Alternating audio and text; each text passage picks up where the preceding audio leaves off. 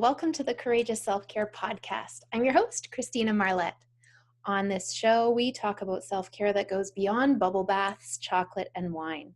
It's the self-care that takes courage, that we often need a guide or a mentor for, and that is uncomfortable. It is going deep, and that's why it results in transformation, life becoming better than you ever could have imagined. Be sure to stick around until the end of this episode because I have a gift I'm going to share with you and also an invitation. Now, today we're wrapping up Courageous Self-Care Foundation number 2. I've been discussing it for a good month and it has made me so happy. I just love this foundation. And it is finding harmony between masculine and feminine energy. So today what we're going to discuss, we being me and you being the listener or the viewer, is a new way to relax. I feel like a lot of the women I come into contact with are rushing around from one place to the next. I even hear comments that are, I just feel like I'm running from one place to the next. Or when I ask people how they're doing, the most consistent answer is, I'm so busy. And those are the opposite of feeling relaxed. And then when we think about relaxing, often it's with food, which doesn't necessarily serve us, or it's in front of the TV, which also doesn't necessarily serve us. Though sometimes those activities, particularly TV and what you're choosing to watch, though that actually increases anxiety and stress. So then how can we relax? I've got an action that is strategic that I'm going to share with you today, and it has to do with masculine and feminine energy. So yay, I'm so excited. All right, so first of all, masculine energy, it corresponds to setting goals, taking action, being focused on what is on the outside, reality as it seems. And it also has to do with form and structure. So here's what we're talking about today. It's actually the to-do list. So the masculine approach to making a to-do list, and here I'm going to talk about men and women in a bit of a generalization and a stereotypical way, but it gets the point across. So if a man makes a to-do list, or someone else makes him a to-do list, maybe his wife, and let's say there are 1 or 2 things on it. Please go mow the lawn, or shovel the driveway, or hang up the picture on the wall.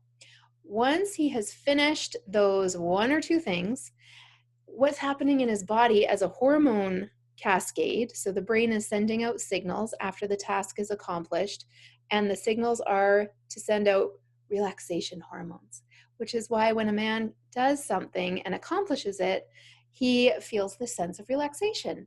I did what I was asked to do. I did what I set out to do.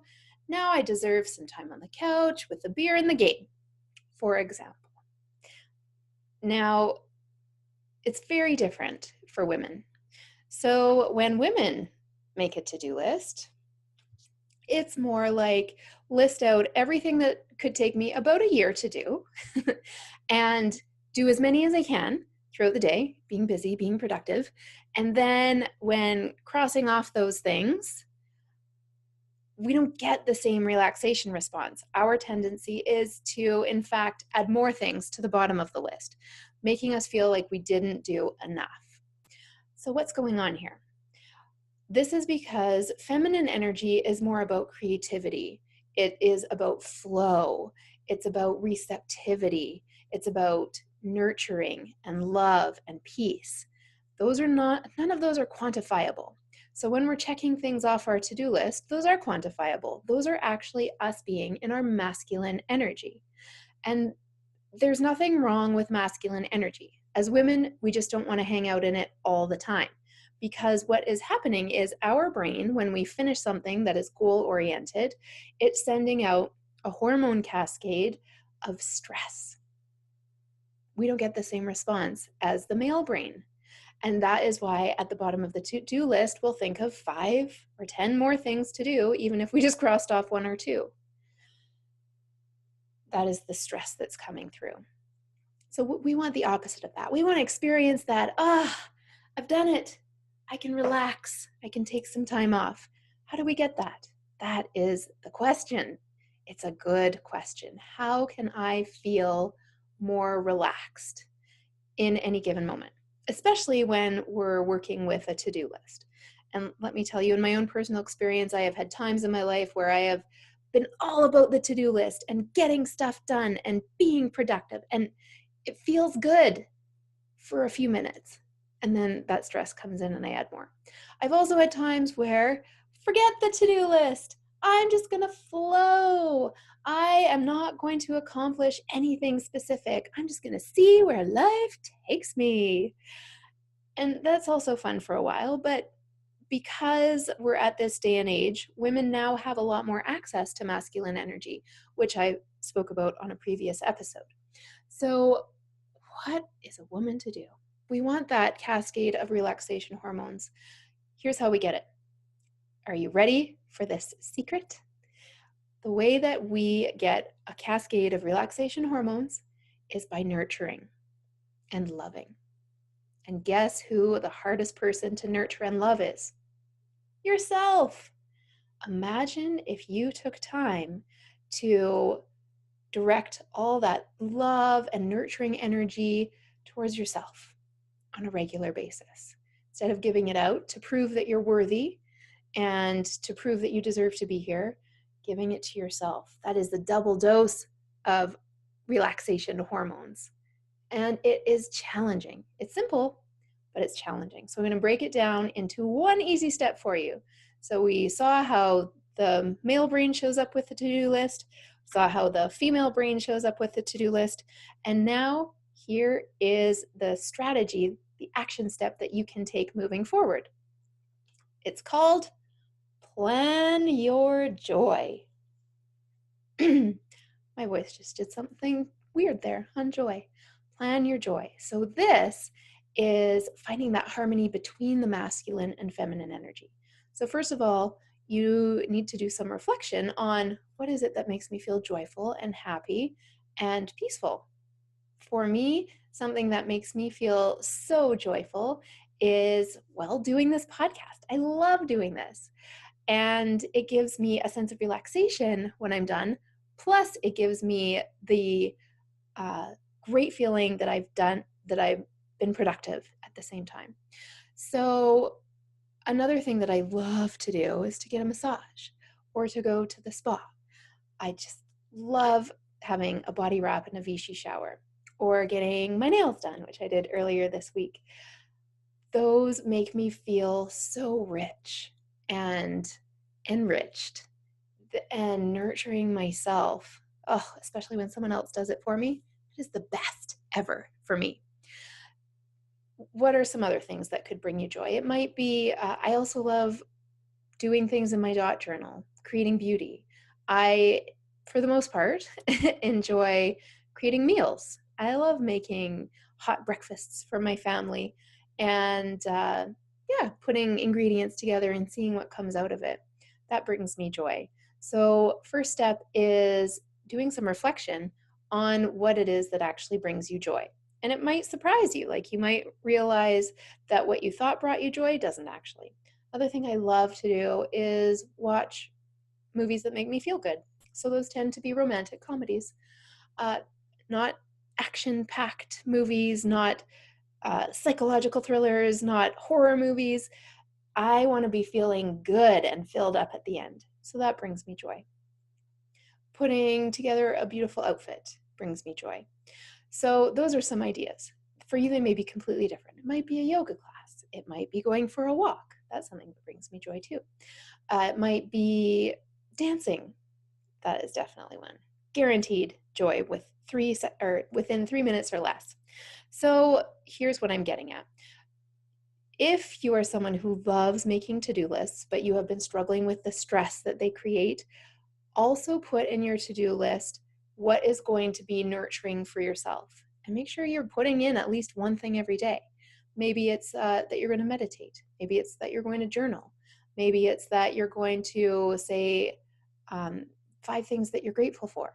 Ooh, and just as a little heads up, gratitude is our topic next month, starting tomorrow. Very, Very powerful topic. So plan your joy. Then you get the masculine energy of writing it out, having a goal, having a plan, and you get the feminine energy of nurturing yourself. And when you check it off, you get that dose of masculine energy again. Plus, while you are in the moment experiencing it, you get that feminine energy of flow and nurturing and self-love. Plus, when you remember it, you can also very easily go back into that moment that you created for yourself. And that has to do with gratitude, which we'll be covering starting tomorrow. So for instance, last week I had it in my journal, my dot journal, and my plans that I was going to book a spa appointment. Then I did it. And I got to check it off. And now every time I look at my nails, it makes me so happy. Painted nails make me ridiculously happy. So that's an example. Shifting out of solely being in that masculine energy with the to-do list, finding a way to incorporate that feminine energy, and then harmonizing the two of them. Isn't that wrapped up in a beautiful package? Oh, it's made me so happy to talk about it.